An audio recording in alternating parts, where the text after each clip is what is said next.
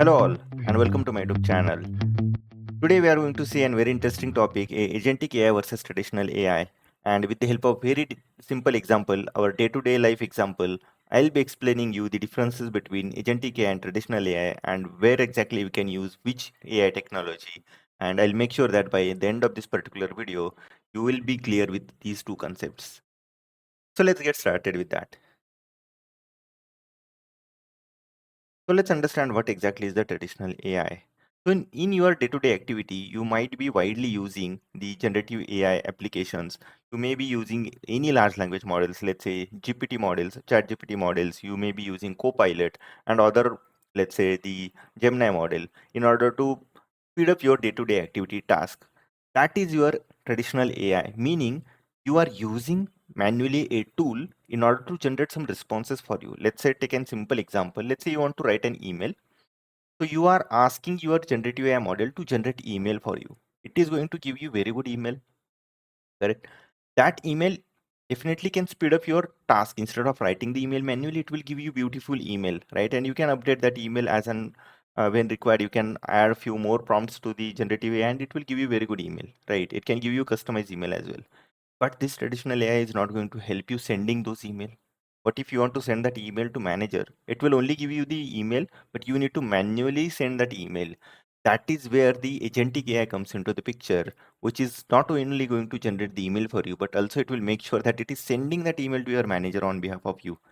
Isn't it interesting? So let's understand this with the help of a very simple example.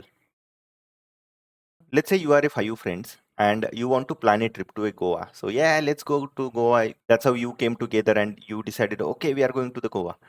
Now, whenever there is such a plan, obviously one friend needs to take control. One friend needs to plan the trip, right? So in this case, your friends are suggesting, hey, you go ahead and plan the trip for all of us. So that's your responsibility now. They are asking you to plan the trip. Now, you are already a smart person. What exactly you are going to do? Hey, I can do and I can go ahead and plan the trip.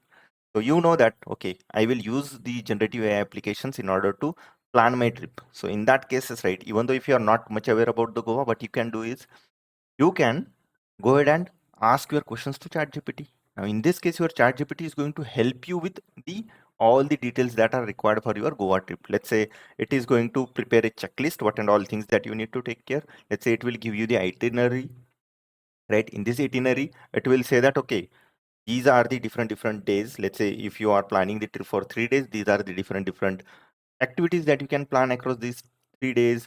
Let's say on first day we can plan visit the beaches. On second day you can go ahead and plan the cruise trip. On third day, let's say you can go ahead and enjoy the clubbing. So that's how some details it will give you, right?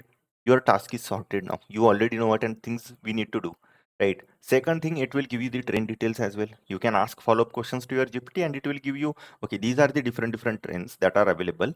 You choose one option that you want to go ahead with. That is also fine. Next, it will give you the nearby hotels where you can stay based on your itinerary, right? Based on your itinerary, it will say that, okay, these are the different hotels are nearby. As per your budget, you go ahead and select those hotels, appropriate hotels for you. And then it will give you this complete plan. Now, here is the thing. This is the traditional way of using AI, where you are going ahead and asking these questions. But what will happen at the end? You need to book the appropriate train.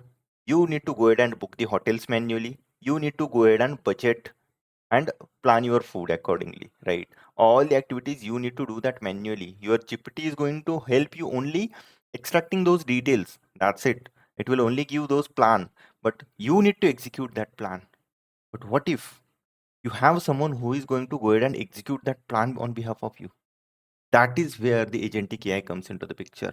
So this agentic AI is not only going to help you plan your itinerary, identify the hotels nearby, identify the trains that are going to the Goa, but it will also go ahead and perform the activities for you, perform the executions, plan execution it will do. How exactly this will happen? So in this case, if you are using instead of traditional AI, if you are smart enough to use the agentic AI, what will happen? First, you will write this particular question. Okay, I want to plan a budget trip to Goa this particular weekend for my four friends, and you may add some budget information. Let's say your budget is less than 25k. Those details you can add. Then you pass that details to the agentic AI. So in this case, this is going to be your, let's say, manager or master agent or planner agent. Now the task of this planner agent is to take the question from user, the query from user, and accordingly prepare a plan or slice a plan so that it can execute that plan one after the another. So first in this case, as it is agentic AI, it will have access to fellow agents. So first it will go ahead and call the first agent, which is plan the itinerary. This particular agent is going to plan itinerary for you. It will say that, okay, on these days you can plan to visit these places. Second, it will call the book train ticket, meaning it will call this particular agent. This agent will go ahead and book tickets, meaning this is the execution plan that this particular agent is going to take on behalf of you. Next, it will go ahead and call the hotel agent, which is going to book hotel for you. Now you no need to worry about anything. Your agents are going to take care of all those things. And at the last, it is going to optimize your budget. It is going to plan the food accordingly. It will give you the complete plan. And those details, these fellow agents will hand over to the planner agent, your master agent, main agent. And that agent is going to accumulate all those details. It will go ahead and request your fellow agents to take actions by executing some tools. Let's say in order to perform your custom task. Now, what is the custom task? Let's say plan the itinerary. You need to go to some websites. You need to search those details, right? So that web search activity, your plan and itinerary agent will have access to some tools. Let's say Bing search tool or Google search tool. It will go ahead and execute that. That's how it will have access to that the real-time data. Your book train agent will have access to, let's say, IRCTC website or any travel booking agency website, so that it will go ahead and execute that task of booking train ticket for you. Similarly, for booking the hotels, it will go to the Make My Trip, and it will book that actual ticket for you, and it will share that ticket details with you, right? So your planner agent, the manager agent, the first one, which will collect all those details, and it will give those details to you. So it will say that, hey, here is your trip details with all bookings. Go ahead and enjoy your trip. Your task is done. Your all overheads have been taken care by the agentic AI system. So that is where the difference comes. Your traditional AI only help you generate the response. Your agentic AI help you execute your plan, so that you don't need to perform the actions manually. So in this case, you and your friends can go ahead and enjoy your trip instead of focusing on these overhead. And definitely these agentic AI systems, you can improve, you can customize them as per your plan.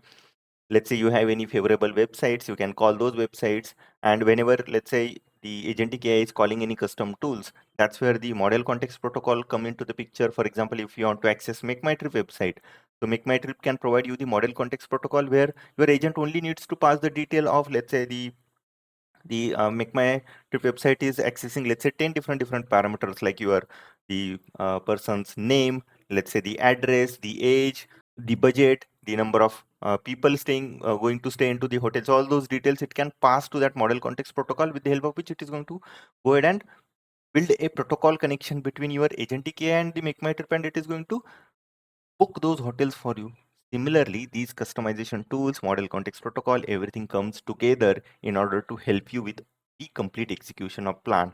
And in that case, right, the trip which is pending from many days, you will be able to make it success with the help of agentic AI. So isn't it interesting?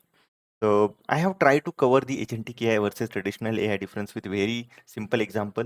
So if you like this particular video, go ahead and like the video, subscribe to my YouTube channel, and share it with your friends. And also, if you are interested in understanding how the agentic AI framework work behind the scene, then definitely I have already covered all those details into my playlist.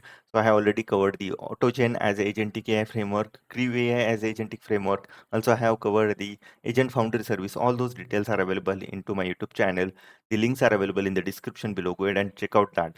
Also, if you are interested in building an end-to-end AI application or end-to-end agentic AI application with the help of Azure AI Foundry, then those details also I have covered in my Udemy courses, and the courses links are available in the description below. Please go ahead and check out that.